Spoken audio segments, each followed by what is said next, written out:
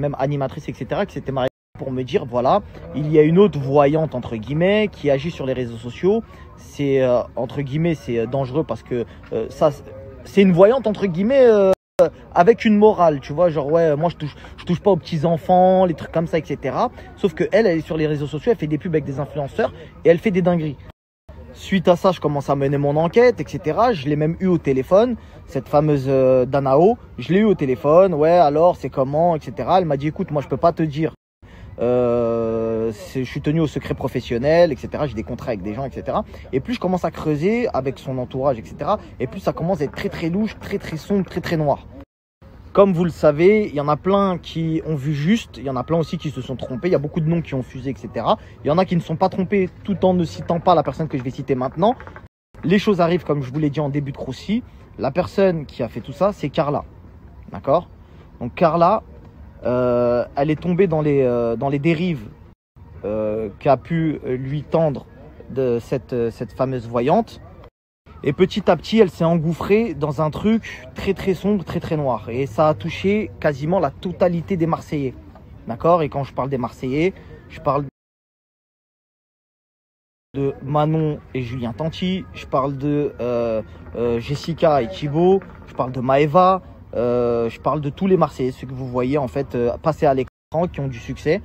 Et ben en fait, elle a été obnubilée par tout ça. Elle a voulu vraiment briller plus qu'eux. Quitte à employer des méthodes, comme vous l'avez vu, très très sombres, très très noires, immorales à souhait, et surtout à demander des choses, mais c'est inimaginable. Il est évident que je vais vous poster des notes vocales, des vidéos, etc. L'histoire commence quand Carla, elle n'était pas connue, elle connaissait déjà cette voyante. Elle lui a demandé d'être connue, ça a fonctionné. Ensuite, elle s'est mise en concurrence avec les autres meufs de télé-réalité.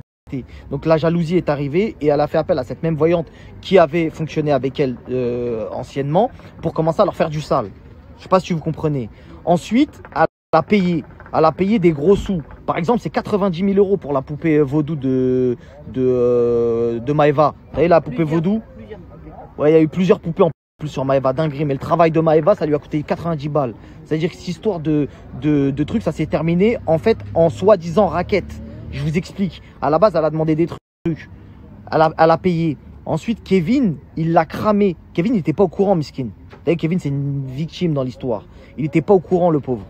Et il n'est pas prêt. Il est vraiment pas prêt de voir ce qui va sortir. Parce que même lui, le pauvre, c'est chaud. Bon, bref. L'histoire, c'est quoi? C'est qu'en fait, elle a payé.